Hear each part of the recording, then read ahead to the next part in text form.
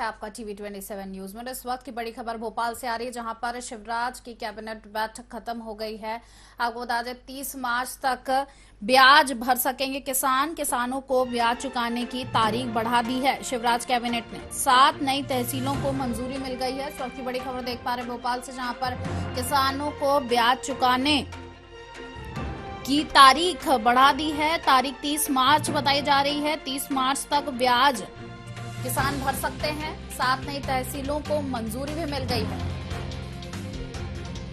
Shivraj cabinet के कुछ अहम फैसले सामने आए हैं। आपको बता दें शिवराज की आज कैबिनेट बैठक थी और वो बैठक अभी खत्म हो गई है। इस वक्त की बड़ी खबर देख पा रहे हैं टीवी 27 न्यूज पर, जहां 7 नई तहसीलों को मंजूरी मिल गई है। किसानों को ब्याज चुकाने की तारीख बढ़ा दी गई है। 30 मार्च तक अब किसान ब्याज भर सकते हैं।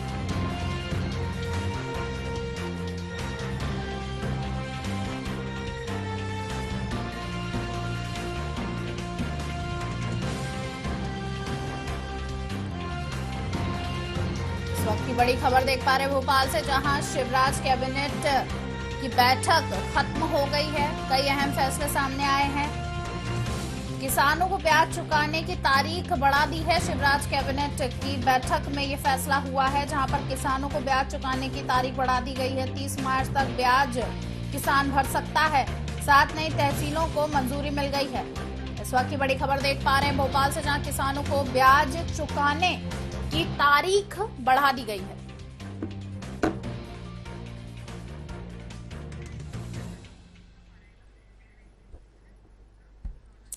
आपको बता दें किसानों को ब्याज चुकाने की तारीख बढ़ा दी गई। 30 मार्च तक जो है किसान अपना ब्याज चुका सकते हैं। इस वक्त की बड़ी खबर भोपाल से देख पा रहे हैं, जहां पर शिवराज कैबिनेट की बैठक में कुछ अहम फैसले सामने आए हैं, जहां पर उन्होंने कहा है कि 7 तहसीलों को मंजूरी दी गई है और किसानों को ब्याज चुकाने की तारीख बढ़ा दी है।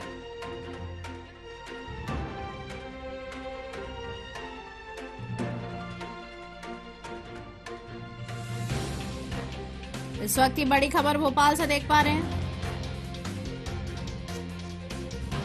जहां पर शिवराज कैबिनेट की बैठक अभी खत्म हुई है और कई अहम फैसले सामने आए हैं।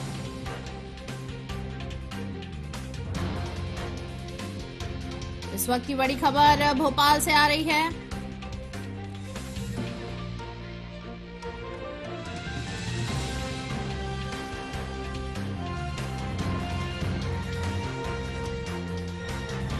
बड़गवा खंडवा तहसील को मंजूरी मिल गई है। खंडवा में एक नई तहसील को मंजूरी मिल गई है। छैगांव को नया तहसील बनाया गया है।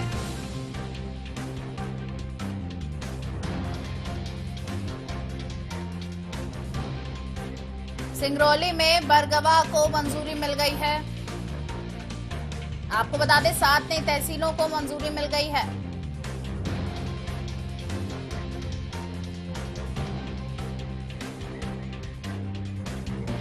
आगर मालवा में नई तहसील को मंजूरी मिल गई है।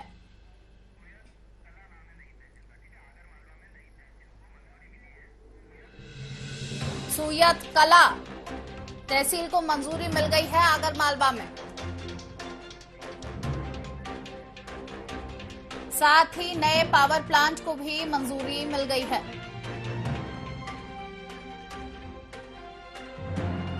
आपको बता दें शिवराज कैबिनेट की बैठक खत्म हो गई है। बैठक में कई अहम फैसले सामने आए हैं। इस वक्त की बड़ी खबर देख पा रहे हैं भोपाल से, जहां पे शिवराज कैबिनेट की बैठक में कई अहम फैसले सामने आए हैं।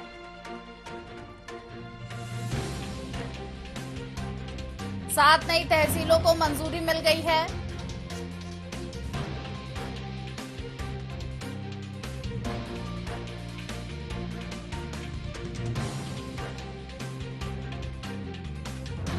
सबसे बड़ी खबर आ रही है प्रयागराज से, जहां पर अतीक समेत 3 लोग दोषी करार कर दिए गए हैं। अशरफ सहित 7 आरोपी दोष मुक्त हो गए हैं। इस वक्त की बड़ी खबर आपको बता दें प्रयागराज से, जहां उमेश पाल अपहरण केस में दोषी करार हुए हैं। कुछ ही देर में सजा का ऐलान होने वाला है। प्रयागराज की कोर्ट ने दोषी करार दिया है। 17 साल बाद उमेश के परिवार को आज इंसाफ मिला है। अतीक के वकील की कोर्ट में दलील, आपको बता दें अतीक को कम से कम सजा हो, ऐसा अतीक के वकील ने कोर्ट से दलील की है। दोषी करार होने पर अतीक रोने लग गए। इस वक्त की बड़ी खबर, तस्वीरें देख सकते हैं आप, जहां पर अतीक को कम से कम सजा हो, इसके लिए अतीक के वकील ने कोर्ट से दलील की है। 17 साल बाद आज उमेश के परिवार को इंसाफ मिला है। प्रयागराज से बड़ी खबर देख पा रहे हैं, जहां अतीक समेत 3 लोग दोषी करार हुए हैं और उनके भाई अशरफ सहित 7 आरोपी दोष मुक्त हुए हैं। इस वक्त की बड़ी खबर देख पा रहे हैं प्रयागराज से,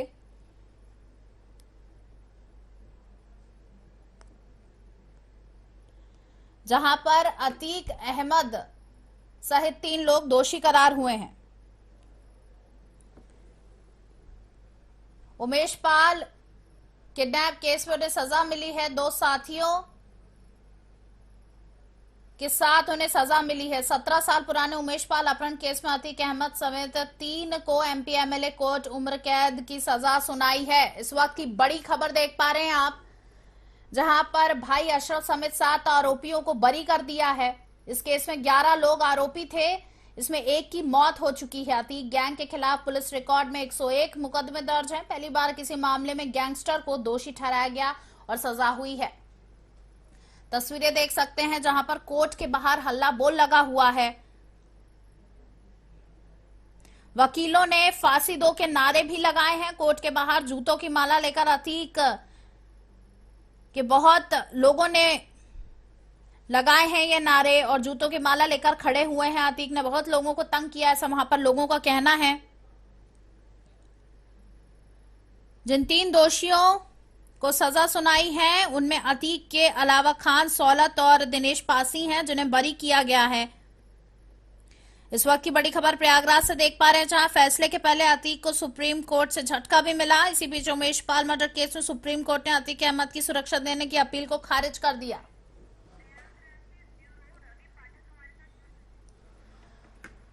और हमारे साथ ब्यूरो रवि पाठक जुड़ गए हैं प्रयागराज से। रवि जी, यहाँ अतीक समेत 3 लोग दोषी करार कर दिए गए हैं और अशरफ से 7 आरोपी दोष मुक्त हो गए। क्या इस पर अधिक जानकारी देना चाहेंगे? हाँ, सभी लोगों को, अतीक सहित 3 लोगों को सश्रम आजीवन कारावास 1-1 लाख रुपए जुर्माना जी की सजा सुनाई गई है। 7 लोग बरी हुए हैं। अशरफ भी उनके भाई अशरफ भी उनके भाई सजा मुक्त हुए, उनको आरोपी नहीं माना गया, वो मुक्त हो गए थे। हम चौकी कचहरी के बाहर लगातार लगे हुए हैं। सजा सुनाए जाते ही अधिवक्ताओं में खुशी की लहर दौड़ गई। अधिवक्ता एकता जिंदाबाद, उमेश पाल अमर रहे के नारे लगे, जूतों की माला लिए अधिवक्ता बंधु बाहर खड़े रहे जी कि पहनाएंगे। हालांकि वो तो सुरक्षा के बीच निकल जाएंगे, लेकिन आज ये कोर्ट का बहुत बड़ा निर्णय है। डॉक्टर दिनेश चंद्र शुक्ला जो एमपी एमएलए कोर्ट के न्यायमूर्ति हैं, उन्होंने आज खचाखच भरे अदालती माहौल में जो सजा सुनाई है वो ऐतिहासिक है। दरअसल अतीक अहमद का राजनैतिक कनेक्शन बहुत गहरा था जी, और इस बार जिस घटना राजनैतिक कनेक्शन बहुत गहरा था, जिस कारण ये उम्मीद जताई जा रही थी कि इनका कुछ होगा नहीं जी। और पहली बार कोर्ट ने सजा सुनाया है, जो कि इनकी गाड़ी भी नहीं पलटी थी। इससे लोगों के मन में आशंका थी कि ऐसा तो नहीं, इस सरकार में भी पकड़ है, लेकिन आज सरकार का की जय जय हो रही है। देखा जाए तो आज 17 साल के बाद सजा हुई है, लेकिन एक समय ऐसा था जब 10 जजेस ने सुनवाई देने से इनकार कर दिया था, लेकिन आज 17 साल बाद ये सजा हुई है। योगी सरकार की, प्रशासन की और कोर्ट की जी। कोर्ट का एक ऐतिहासिक निर्णय है। हालांकि ये तो कन्विक्शन स्टे के लिए हाई कोर्ट जाएंगे ही, जैसा कि हर अपराधी करता है, सिर्फ इनके में ये था कि हम लोगों ने, मीडिया ने इनका महिमा मंडन ज्यादा कर दिया था, इसलिए इसका महत्व ज्यादा हो गया था। लेकिन ये बहुत बड़ी खबर है, प्रयागराज के घर घर में खुशी की लहर दौड़ रही है और एक बड़ा निर्णय लिया है कोर्ट ने। इस तरह से अगर थोड़ा जल्दी अपराधियों पर सुनवाई हो तो अपराधीकरण पर रोक लग सकेगी। अतीक का बहुत बड़ा साम्राज्य आज ढह गया। जी बहुत धन्यवाद पाठक जी, हमारे साथ जुड़ने के लिए और जानकारी साझा करने के लिए। हमारे साथ जुड़ गए हैं संवाददाता अभिषेक मनी त्रिपाठी। अभिषेक, यहाँ पर अतीक के वकील की कोर्ट में दलील है जहां अतीक को कम से कम सजा हो, लेकिन अतीक को उम्र कैद की सजा सुना दी गई है। क्या इस पर अधिक जानकारी देना चाहेंगे? जी बिल्कुल, देखिए एक लंबे समय से मामला चल रहा था, जैसा कि लगातार इस बारे में बताया जा रहा है कि 17-18 साल से मामला चल रहा था। और सबसे बड़ी चीज है कि इस मामले की सुनवाई होते होते जो मुख्य क्या कहते हैं गवाह था उमेश पाल की अतीक ने हत्या करा दी, जिसके बाद से निर्णायक फैसला आया है। तो कहीं ना कहीं ये Dinesh Chandra Shukla MP MLA court के जो जज थे उन्होंने ये निर्णायक फैसला दिया है, जिसको लेकर तमाम जो है वहाँ के लोग जो है उसमें खुशी की लहर देखने को मिली, क्योंकि 17 साल एक लंबा समय होता है। और उस फैसले को शायद अगर आज उमेश पाल जिंदा होते कि उनके पक्ष में फैसला आया तो उसको लेकर ज्यादा खुशी होती, लेकिन उसके पहले अतीक अहमद ने उन्हें मरवा दिया। तो कहीं ना कहीं जो एक बड़ा मामला था वो सामने आया और ये निर्णायक फैसला सभी के लिए। आपको बता दें इस मामले में जो अतीक अहमद, दिनेश पासी और दौलत खान अली दोषी पाए गए हैं, जिसमें 364A जो कि खाता किसी की धारा होती है जिसके तहत जो है उम्र कैद की सजा दी जाती है। तो यही एक बड़ा मामला था कि सामने की सारी धाराओं में जो सबसे बड़ा था कि उम्र कैद या फांसी की सजा की बात कही जा रही थी। तो कहीं ना कहीं इनको इस मामले में पाया गया दोषी और इस तरह की सजा सुनाएंगे। जी बहुत धन्यवाद अभिषेक त्रिपाठी जी हमारे साथ जुड़ने के लिए और जानकारी साझा करने के लिए। आपको बता दें आज अंतिम सांस तक जेल में अतीक के रहने की यहाँ पर कोर्ट ने सुनाई है सजा। 17 साल पुराने उमेश पाल अपहरण केस में अतीक अहमद समेत 3 को एमपी एमएलए कोर्ट उम्र कैद की सजा सुना चुकी है। भाई अशरफ समेत 7 आरोपियों को बरी कर दिया है। इस केस में 11 लोग आरोपी थे, इसमें 1 की मौत हो गई थी। अतीक गैंग के खिलाफ पुलिस रिकॉर्ड में 101 मुकदमे दर्ज हैं। पहली बार किसी मामले में गैंगस्टर को दोषी ठहराया गया और सजा हुई है। जिन 3 दोषियों को उम्र कैद की सजा सुनाई है उनमें अतीक के अलावा खान, सौलत और दिनेश पासी हैं जिन्हें बरी कर दिया गया है। उनके नाम अशरफ उर्फ खालिद, अजीम, फरहान आदि हैं। वकीलों ने कोर्ट के बाहर फांसी दो के नारे भी लगाए हैं। जब कोर्ट में अतीक को ले जाया गया परिसर में वकीलों ने फांसी दो के नारे भी लगाए। इससे पहले नैनी सेंट्रल जेल से अतीक को बंद वैन में कोर्ट लाया गया था। अतीक को सोमवार शाम को अहमदाबाद के साबरमती जेल से और उसके भाई अशरफ को बरेली जेल से प्रयागराज लाया गया था। फैसले से पहले ही अतीक को सुप्रीम कोर्ट से झटका, पर माना जा रहा है कि सुप्रीम कोर्ट तक अतीक जरूर जाएंगे। इसी बीच उमेश पाल मर्डर केस में सुप्रीम कोर्ट ने अतीक अहमद की सुरक्षा देने की अपील खारिज कर दी है। अतीक ने याचिका में कहा था कि जब तक वो उत्तर प्रदेश पुलिस की कस्टडी में है उसे सुरक्षा दी जाए। अतीक ने यह भी कहा था कि वो यूपी की जेल में शिफ्ट नहीं होना चाहते। इस पर सुप्रीम कोर्ट ने अतीक के वकील से कहा कि अपनी शिकायत लेकर हाई कोर्ट जाइए। और अब हमारे साथ वरिष्ठ पत्रकार राकेश कुमार जुड़ गए हैं। बहुत स्वागत है आपका टीवी 27 न्यूज में। राकेश जी, प्रयागराज से ये बड़ी खबर है जहां अतीक समेत 3 लोग दोषी करार दिए गए हैं और अतीक को उम्र कैद की सजा हो गई है। क्या कहना चाहेंगे इस पर? हाँ बिल्कुल, ये एक बड़ा फैसला है। तकरीबन 43 साल के बाद ऐसा अतीक को सजा हुई है किसी मामले में। उस पर लगभग 100 मामले दर्ज हैं और इससे पहले वो बचता रहा था अपने रसूख के बल पर या अपनी पहुंच के बल पर। लेकिन जिस तरीके से योगी सरकार का कहना है कि कानून का राज है उत्तर प्रदेश में और उसको उन्होंने करके दिखाया भी है, वो बता रही है सरकार की यहाँ सच में कानून का राज है। और चाहे वो अतीक हो या किसी भी तरीके का कोई माफिया हो, डॉन हो, कोई बड़ा राजनीतिक संरक्षण वाला व्यक्ति हो, उसको छोड़ा नहीं जाएगा। अगर उसने कुछ गलत किया है तो उसकी सजा मिलेगी। और ये जो फैसला आया है, उम्र कैद की सजा मिली है अपहरण कांड में, उसमें साफ तौर पर सरकार का यही संकेत है। सरकार जो बताना चाह रही है उसका क्लियर कट जो मोटो है, कानून का राज, वो इससे दिख रहा है। जी जी बिल्कुल। वकीलों ने वहां पर फांसी दो के नारे भी लगाए, लेकिन अतीक के लॉयर का, वकील का ये कहना है कि वो सुप्रीम कोर्ट तक जाएंगे। तो क्या माना जाए, सुप्रीम कोर्ट से तो क्या राहत मिल सकती है?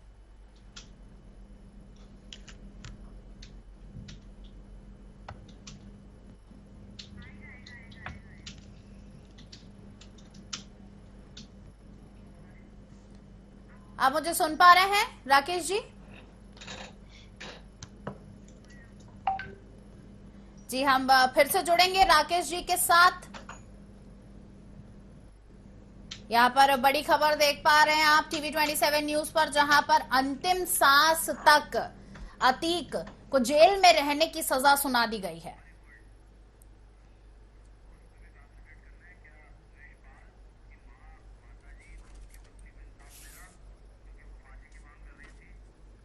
जी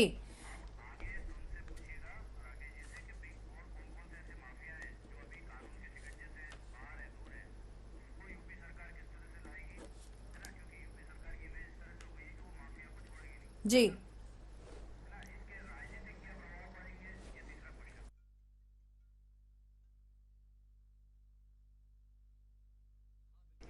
आपको बता दें, अतीक को उम्र कैद की यहाँ पर सजा हो गई। अतीक समेत 3 लोग दोषी करार हैं।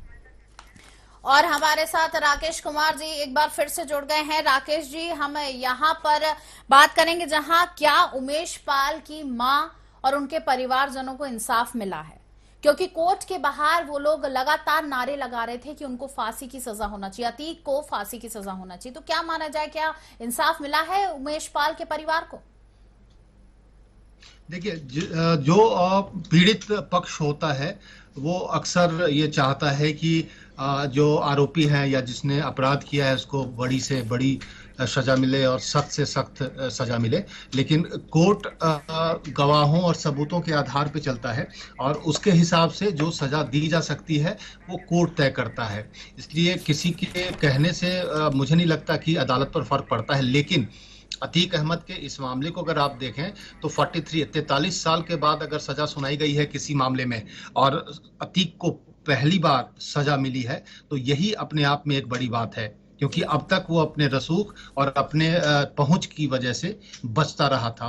तमाम तरह के आरोप उस पर हैं, तकरीबन 100 से ज्यादा मामले उस पर दर्ज हैं उत्तर प्रदेश में, और उसके बाद अब जाकर एक मामले में उसे सजा हुई है। अभी ऐसे कई मामले हैं जिन पर उस पर कार्रवाई होनी है, अदालती कार्रवाई चलेगी अभी आगे। तो उमेश पाल वाले अपहरण कांड में अभी सिर्फ सजा हुई है अतीक और उसके साथ 2 और लोगों को, यानी कुल मिलाकर 3 को आजीवन कारावास की सजा सुनाई गई है जी। और 5,000 रुपया जुर्माना भी प्रावधान किया गया है। तो ऐसे में कहा जा सकता है कि पीड़ित पक्ष को न्याय तो मिल गया है। न्याय की सीमा कोर्ट को तय करनी है। परिवार को ये मान लेना चाहिए कि न्याय मिला है, लेकिन ये अब उनका पक्ष है, उनकी दलील है, तो वो एक अलग बात है। लेकिन निश्चित तौर पर उत्तर प्रदेश सरकार ने यह संकेत दिया है कि उत्तर प्रदेश में कानून का राज है और चाहे वो कोई भी हो, अगर उसने गलत किया है तो उसको उसकी सजा मिलेगी।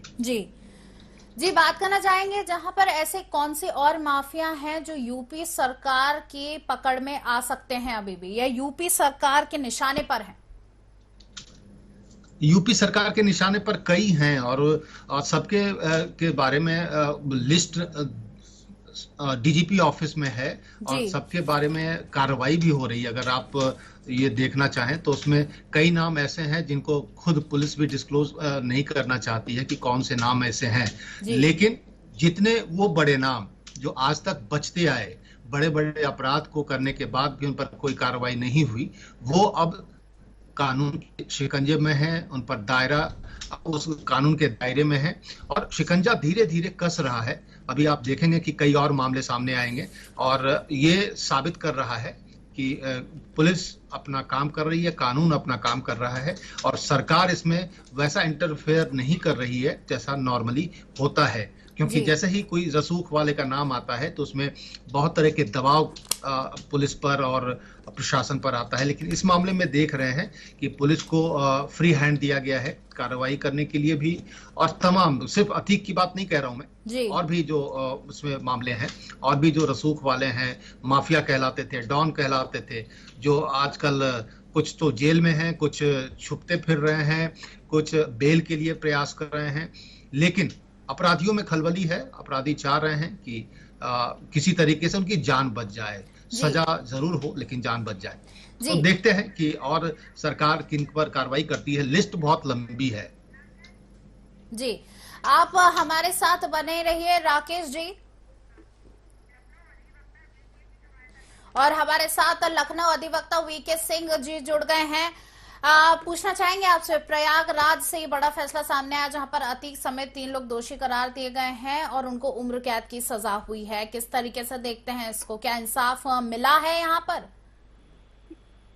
देखिए, अभी ट्रायल कोर्ट ने इनको सजा दिया है जी। अभी इनके पास इस आदेश की अपील करने की पूरी राइट सुरक्षित हैं जी। और अगर ये अपील कर लेते हैं, ये तो मुकदमे की मेरिट, उसका जजमेंट आने के बाद देखा जाएगा कि उसमें मेरिट में क्या है, किस आधार पर कोर्ट ने सजा दिया है जी। हमारे यहाँ जो संविधान में, हमारे यहाँ जो सीआरपीसी में व्यवस्था है कि जब किसी को सजा दिया जाता है तो उसको अपील और रिवीजन की अपॉर्चुनिटी दी जाती है, और उसको भी अगर उसमें भी निश्चय होता है, सुप्रीम कोर्ट में एसएलपी होती है। तो आम जनता को ये देख के लग रहा है कि पहली बार किसी गैंगस्टर को, किसी बड़े माफिया को सजा हुई। अभी तक इनके खिलाफ कोई गवाही नहीं मिलती थी, अभी तक लोग जो है इनका नाम लेने से डरते थे।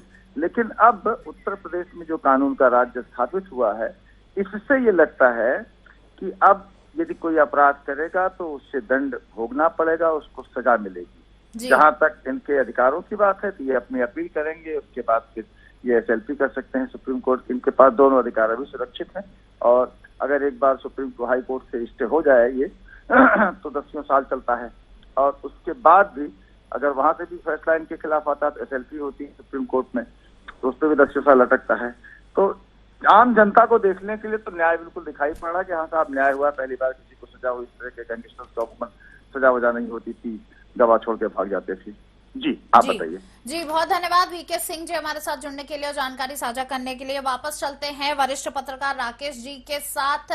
सवाल लेना चाहेंगे राकेश जी आपसे, जहां पर अतीक जो है वो बसपा से भी कहीं ना कहीं साथ थे उनके, और समाजवादी पार्टी के भी साथ थे, तो क्या अब ये राजनीति इस फैसले के बाद करवट ले सकती है? नहीं, अब इसको राजनीति से अगर ना जोड़ें, अगर इसको सिर्फ आपराधिक मामला ही माने, क्योंकि अब शायद इस तरीके से तो शायद ही कोई ऐसी पार्टी होगी जिसमें आपराधिक छवि के लोग ना हो, बाहुबली ना हो, शायद ही ऐसी कोई पार्टी होगी। कोई पार्टी इसमें पाक साफ नहीं है। लेकिन फिलहाल अगर आप सिर्फ आपराधिक मामलों की बात करें तो अतीक अहमद चाहे सपा बसपा किसी भी पार्टी में रहा हो, आपराधिक इतिहास उसका बहुत लंबा है जी, और सिर्फ अपराध के बलबूते पर ही उसने एंट्री ली थी राजनीति में। जब उसने देखा कि वो अपने आप किसी को चुनाव जिता सकता है तो खुद क्यों नहीं जीत सकता। और राजनीति का अपराधीकरण हुआ ही ऐसा ही है, क्योंकि नेता पहले बाहुबलियों का सहारा लेते हैं चुनाव जीतने में, और बाद में वही बाहुबली नेता बन जाते हैं, क्योंकि वो देखते हैं कि हमारे ही बदौलत तो चुनाव जीत रहे हैं, तो हम क्यों नहीं। तो उसी का नतीजा था ये अतीक अहमद की एंट्री। और हाँ, कुछ पार्टियों की उसके प्रति जो सॉफ्ट कॉर्नर आप बोल सकते हैं, संरक्षण जरूर मिला, उसको बढ़ावा मिला, जिसका नतीजा था कि वो एक के बाद एक अपराध करता गया और उसके खिलाफ कोई कार्रवाई नहीं हुई। उसी का नतीजा है कि 100 से ज्यादा अपराध की लिस्ट है, उस पर एफआईआर है, लेकिन मामला 43 साल के बाद एक आरोप साबित हुआ और उसमें सजा सुनाई गई है। जी, तो आप बिल्कुल, बहुत धन्यवाद राकेश जी हमारे साथ जुड़ने के लिए और यहाँ पर बातचीत करने के लिए। और इस बुलेटिन में फिलहाल इतना ही। तमाम अपडेट्स के लिए जुड़े रहिए TV27 न्यूज के साथ। धन्यवाद।